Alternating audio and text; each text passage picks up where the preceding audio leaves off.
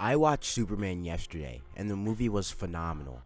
There's not enough praise I can give it, but I can tell you that I was able to fully comprehend why so many people love Superman. I've been a comic book fan for as long as I can remember, and I've always told people I like the relatable characters. Spider-Man because he's broken a nerd, Batman because he has no powers, but I was never sold on Superman. I always thought his powers removed him too much from the relatable experience that I got with Spider-Man and Batman, despite the fact that Spider-Man himself is OP, but that's another discussion. I was able to understand the appeal, but I was never on the ship myself. But after this movie, I'm ready to defend this character to the death. I felt how relatable he was, and I experienced it. I didn't just see it, if that made any sense. I saw my friends, my family, myself in that symbol. And especially in the times we're currently living in, I think a lot of people need to see themselves represented and know that out there somewhere, there's some type of hope protecting them. But this isn't about the movie, although I do thank James Gunn for his work on the film and his continued work in the DCU. And I can't lie that it's refreshing to see characters from the comic book on screen that I can actually recognize without them needing to be named explicitly. I watched the movie sandwiched between two groups of complete strangers. The guy on my right was with his pal. After the movie finished, he started going off about how he didn't like it. DC's supposed to be serious. There are too many jokes. They Marvel-fied it. When the movie disliker told his friend about his qualms, his friend was quick to defend the film. He really liked it. He noticed some of the references, and while I wasn't able to hear everything he was saying, I was able to pick out some tidbits of him defending the choices the movie made. Who knows if either of these guys have ever picked up a comic book in their lives? I mean, the guy defending the movie said he would want to see Superman Prime in a context that didn't really make any sense. And the guy who didn't like the movie had no idea who that was. So, there's no wrong answers here in terms of their comic book knowledge assumptions. But regardless, it got me thinking about the giant rift between comic book fans and superhero movie fans, and how it not only comes in the way of the enjoyment of the films, but also the path of the industry as a whole. But there's a few disclaimers I want to get to before I really get into it. When I talk about how good a superhero movie is, I'm not talking about the makeup of the film itself.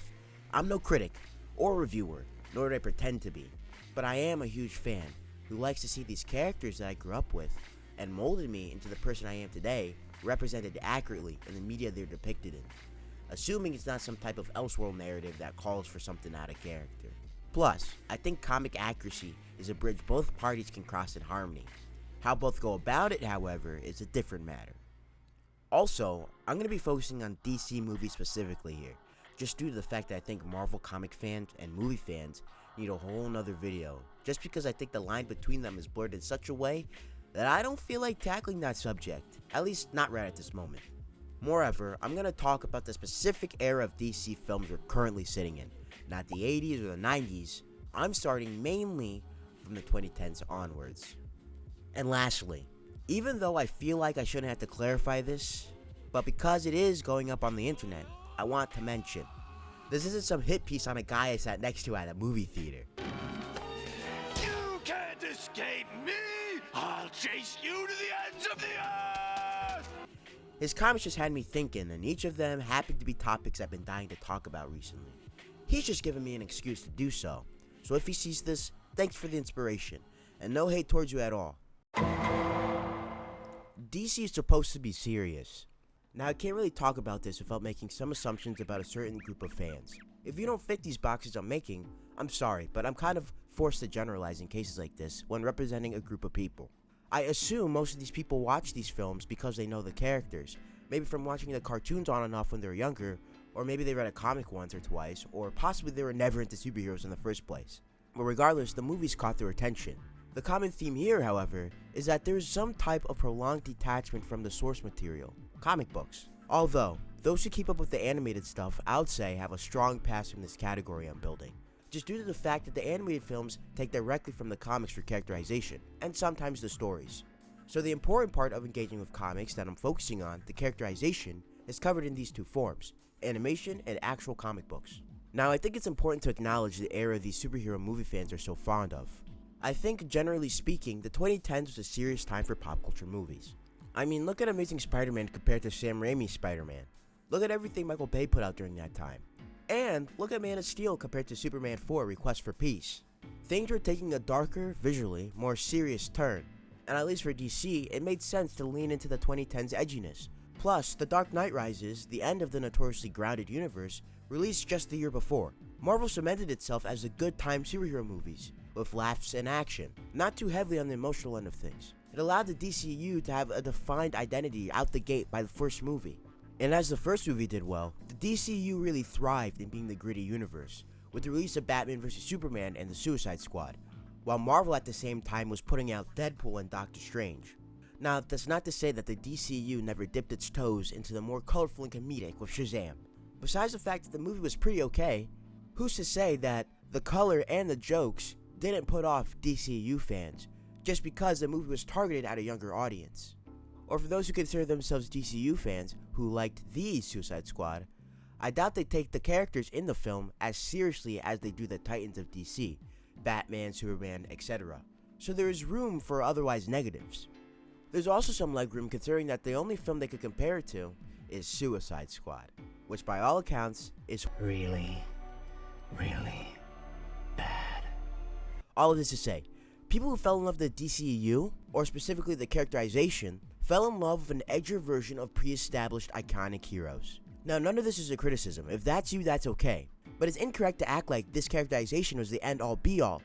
But this also isn't a criticism of Snyder either. Take the Justice League movie, both of them, the Snyder version and the theatrical release. The theatrical release almost justifies a lot of the criticism DCU fans have towards a more colorful and joking style of superhero movie. There was a mix of things that went wrong in the film behind the scenes, and Joss Whedon's refusal to let things settle without putting a joke in it every 2 seconds, and the almost TV show-esque color grading doesn't help anything. Plus, it was just an objectively horrid film.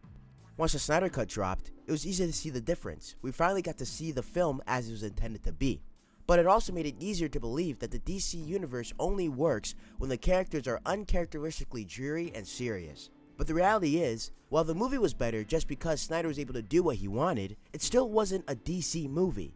We were left with a huge group of people who consider themselves DC fans, with most, if not all of their interactions with DC being solely through these movies, which focused on everything but comic accuracy for the sake of director's vision, fitting the mood of the 2010s, and providing a different superhero experience from the MCU. All of which I think still could have been done without sacrificing the characters. We could see in Matt Reeves' The Batman universe. Everything is serious and dark, but everyone is also characterized properly. It's what makes a movie feel like an actual comic book movie, supposed to just a superhero movie. And also, take 2012's Amazing Spider-Man. This is a very comic accurate Spider-Man movie. He even moves as Todd McFarlane drew him. When he put the costume on, he was a bug to me.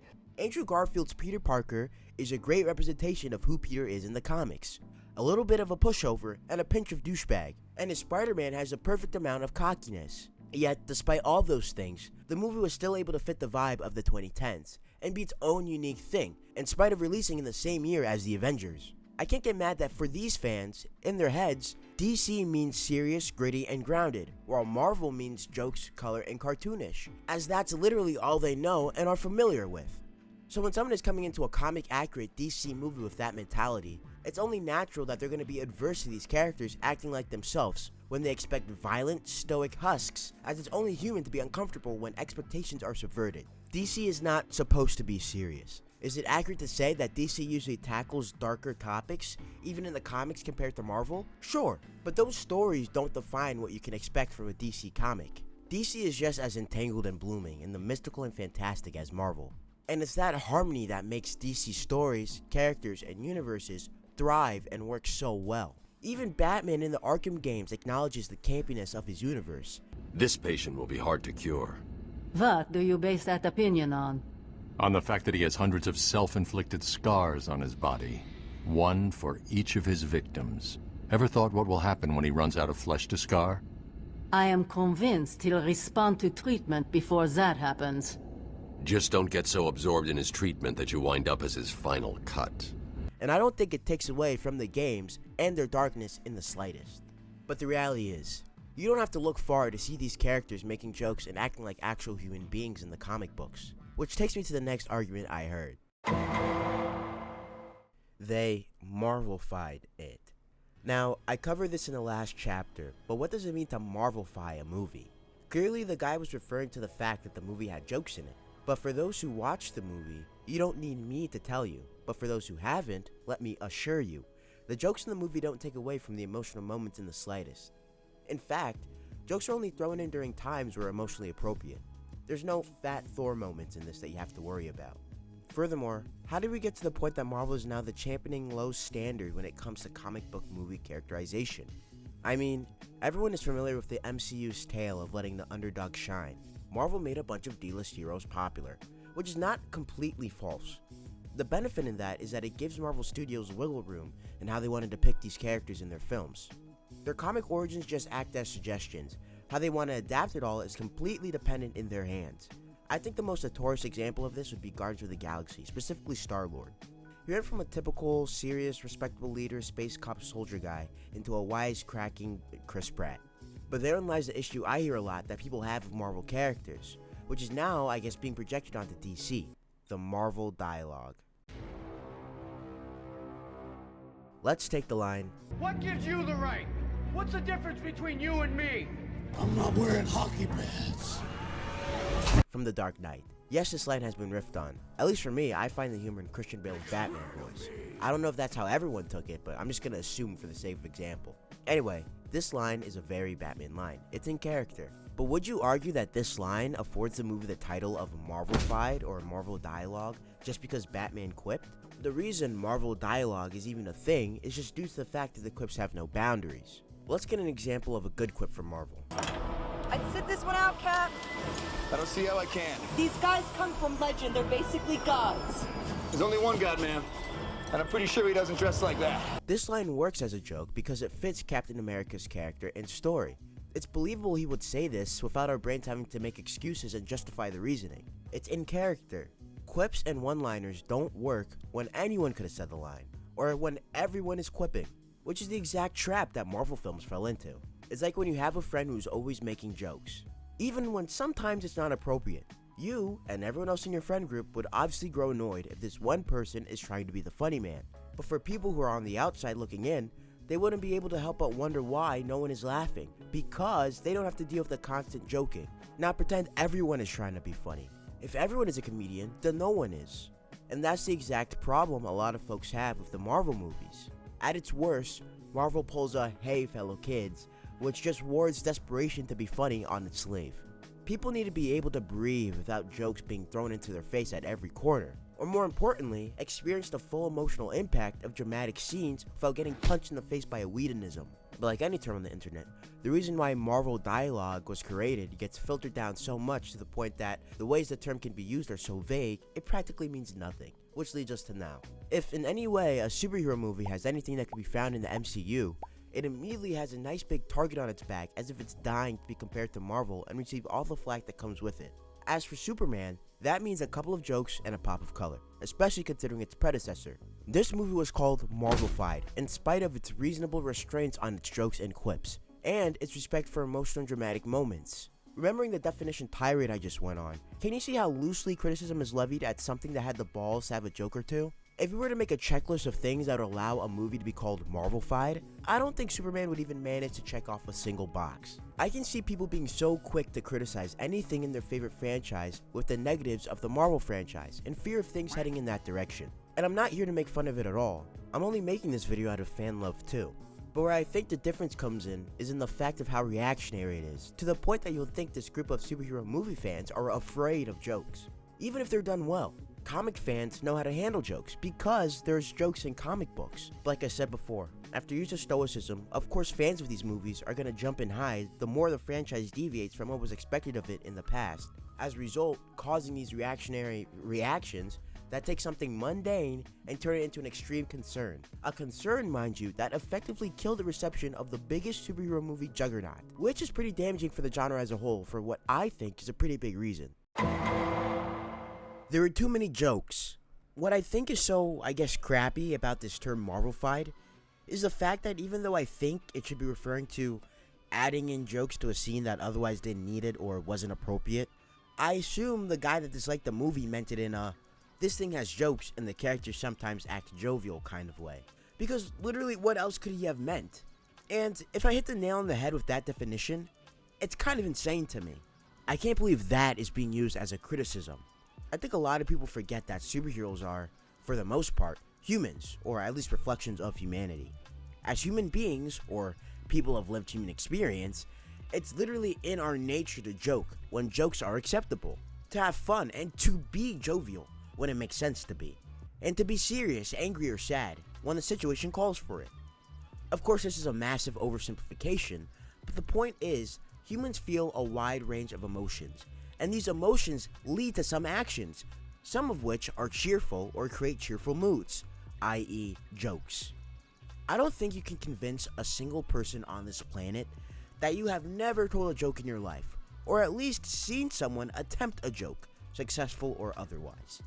People like jokes because they like to be happy, and crucifying a superhero movie for depicting this is, in my opinion, missing the whole point of superheroes. Heroes are a reflection on humanity. Characters made by humans for humans. Their godlike powers don't nullify their origins, childhoods, or onwards. Superman's heat vision, flight, yada yada doesn't take away from his childhood growing up in rural Kansas on a farm. His life before finding out he has powers is indistinguishable from a regular kid's. And learning how to navigate his powers was mentored to him by his human parents. And as he grew up and matured, these same values instilled in him by his human parents, only solidified by humanity, shaped him into the hero he is today. Can you see why it's not in good faith to criticize something like this? Continuing to criticize creatives for depicting the humanity in heroes just begs the question what the point of heroes even is. What fun is there in watching a bunch of godlike beings in human skin, but devoid of emotions that make human beings like each other? Or even if you do think that's fun, no judgment here, where's the relatability? I would argue you've completely stripped it, unless your main emotions are rage and sadness, in which case, I feel horrible, and I hope you get that fixed soon. Does this movie deserve to have a label that carries the negatives of Marvel movie humor and mood making? Just because it has a running joke in it, a comic relief character, and some characters at least make one light joke, all of which not happening at the expense of characterization? No, of course not, because that's crazy talk. And a bit of a social science tidbit here, directed at a very specific group of people, superhero movie fans or otherwise, that I've found somewhat related to this argument. Masculinity isn't defined by negative emotions. Some of the most masculine people in the world, there's pictures of them smiling or even laughing. If superheroes joking, or I don't know, not winning or whatever you're complaining about, is something that you find is offensive to that character's masculinity, I can't help but ask, why do you think masculinity is so fragile that if you dare show any other emotions than the ones that you deem to be masculine, it'll shatter like porcelain?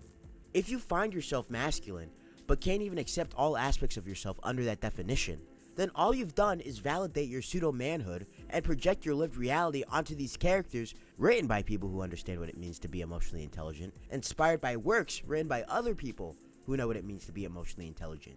It's just an unhealthy cycle where you remain the loser. Respect yourself and who you are. You'll be a lot more tolerable to yourself, and the things around you will also become more tolerable to you too. And don't take this as some type of political message. Masculinity shouldn't be tied to politics. It's a lived experience for a lot of people. But anyway, back to the video. To sum it up, this video probably didn't need to be made, but there was a lot of stuff I wanted to say. I mean, the answer to the question posed at the start is pretty obvious. The reason comic book fans and superhero movie fans have such a big rift between them is completely dependent on how often they interact with the source material. In recent years, since the Batman, I would say, comic book fans have been getting what they've been asking for, with accurate live-action adaptations back-to-back. It really does feel like the whole industry is doing a return to form, even considering what I hope will be Spider-Man Brand New Day. It honestly feels like superhero movies are actually becoming comic book movies again. Like filmmakers aren't afraid, or even worse, ashamed of the source material they're supposed to be referencing, especially considering that the character development and stories in the books usually end up being a lot better than they do in the movies, when the filmmakers try to put their own twist on things. At the end of the day, there's no point in comparing the DCU to the DCEU. They're two different universes, made by two different creatives, with two different visions on how they want to tackle these characters. You may favor one over the other, and that's fine, but don't critique a film on baseless claims and pull at straws because they chose to characterize a character off of the already rich, great attributes of those worlds and stories from the books, instead of skinning most of what makes them special. And for those who like the darker, more stoic stories of DC characters, all of it exists in the comics. You won't get the characterization you like unless it's an Elseworld story or a less well-received run, but it's there. If you want to be able to sing Kumbaya with the comic book fans coming into the start of the DCU, just read a comic book. Or if reading isn't your thing, no judgment, watch the animated cartoons. Although, what I would say in my biased opinion, the comics are better just due to the vast amount of stories and the fact you'll be able to see consistent characterization amongst different writers tackling the characters in different ways, which will only allow you to understand the characters for one, and for two, develop a more well-rounded approach on how you talk about them and their stories. Either or is okay, because you'll walk out with a better appreciation for everything comic book anyhow. However, all I know for a fact is that I'm extremely excited to see the direction the DCU and Matt Reeves' separate venture will continue to go. Everything is seeming to be extremely promising, and I hope they can keep it up. I believe in them, because that's what it means to be hopeful anyway.